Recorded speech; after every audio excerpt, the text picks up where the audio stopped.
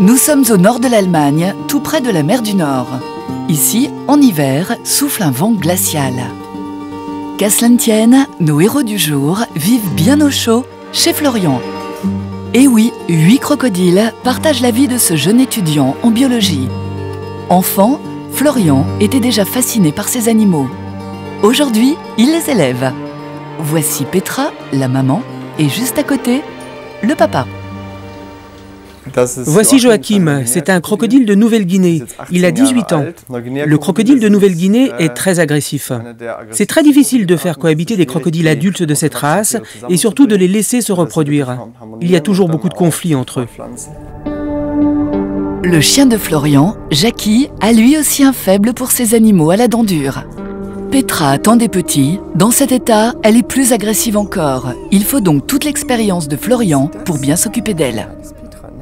Petra prépare son nid, on peut déjà voir le début de la construction. C'est l'amoncellement qui est là-bas. Elle a commencé il y a 3 jours maintenant, et dans 10 jours à peu près, elle pondra ses œufs. Comme dans la nature, Petra sera une très bonne mère. Les crocodiles prennent bien soin de leur couvée. Ce sont de très bons parents. Dans la nature, ils protègent leur nid et leur progéniture pendant de longs mois. En face de Joachim et de Petra, Max. Lui n'est là qu'à titre provisoire. Encore bébé comme ses congénères, il vivra sans doute près de 80 ans. Les crocodiles sont-ils intelligents? Max, oui. Max est un crocodile de Cuba. Il est né dans un parc animalier danois. Il a 3 ans et il restera là jusqu'à ce qu'il soit adulte. Les crocodiles de Cuba sont très agressifs, mais aussi très intelligents. Par exemple, Max réagit quand on l'appelle par son nom. Travailler avec les crocodiles demande beaucoup de temps et d'efforts, mais j'aime vraiment ça. Surtout quand ça fonctionne et qu'ils grandissent bien. Avoir un crocodile à la maison n'est évidemment pas à la portée de tous. En France, comme en Allemagne, il faut avoir un certificat de capacité. Et oui, il ne suffit pas d'aimer les crocodiles pour en posséder un. Il faut aussi, et surtout, savoir bien s'en occuper.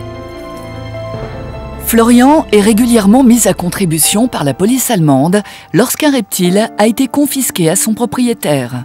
Il lui offre ainsi une seconde chance. En dehors des crocodiles, je m'occupe également de serpents, essentiellement de serpents venimeux. Bon, lui ne l'est pas, c'est un python molorus.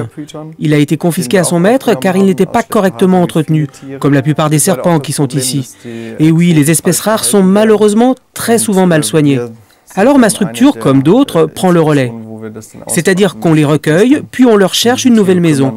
Et si on ne trouve personne, eh bien on les garde. Florian fait son mémoire de biologie sur la présence des animaux en milieu scolaire. Il se rend donc régulièrement dans l'école de sa ville. Et quand il entre en classe, c'est toujours avec un croco.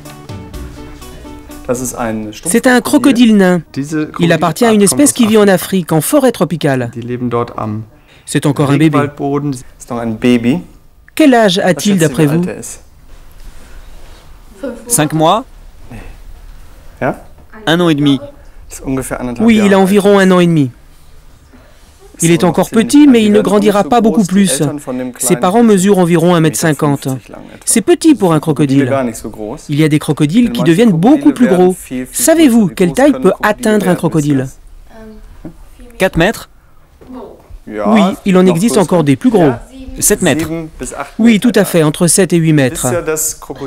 On dit que les crocodiles sont des animaux dangereux et brutaux, mais ce n'est pas toujours vrai.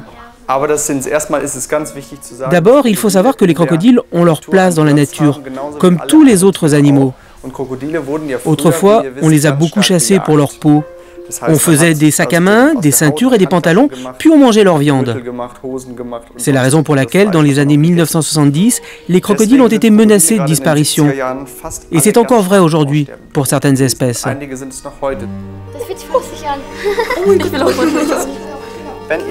C'est toujours un véritable plaisir pour Florian de partager sa passion pour ces reptiles, présents sur Terre depuis plus de 230 millions d'années. À force d'enthousiasme et de persévérance, Florian a même obtenu du maire de la ville et du directeur de l'école de construire un terrarium au sein de l'école.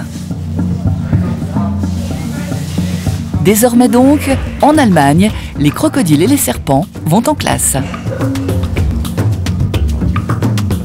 Et ce sont les enfants qui s'en occupent.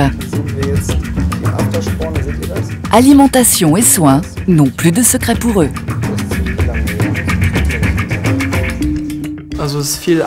S'occuper de ces animaux demande beaucoup de travail. Il faut renouveler leur eau chaque jour. Il faut également être très attentif à ce que leur nourriture soit toujours fraîche. Et comme on les aime bien, on vient même s'occuper d'eux le samedi quand on n'a pas classe. Tenir un animal comme ça dans ses mains, c'est une aventure très émouvante et peu de gens peuvent le faire. On est donc content que notre école nous offre cette chance. Très rapidement, le directeur de l'école a dit banco. Et pour que ce projet se concrétise, il a tout fait pour collecter les 20 000 € nécessaires à la construction de l'aquarium et du terrarium. Ce qui est beau et ce que j'observe chaque jour, c'est l'amour des enfants pour les animaux. C'est d'ailleurs la raison pour laquelle je soutiens ce projet. Les enfants adorent les animaux. Dès le début de la récréation, je les vois courir pour aller les observer. Avoir des animaux dans une école est une vraie richesse, surtout ces animaux exotiques. Savoir s'en occuper est enrichissant pour mes élèves.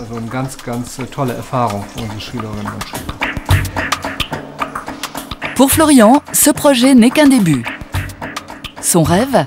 Que de nombreuses écoles suivent cet exemple afin de changer l'image souvent négative des crocodiles et des serpents. Surtout que la réalité est tout autre. On pense souvent que les crocodiles sont des bêtes sanguinaires, des machines puissantes et stupides. Cette image est tout à fait inexacte. Les crocodiles sont des êtres vivants très intelligents et il faut absolument les préserver. Les crocodiles allemands ont désormais droit à leur cursus scolaire. Espérons que les écoles françaises ne seront pas en reste. Après tout, c'est une façon comme une autre de construire l'Europe.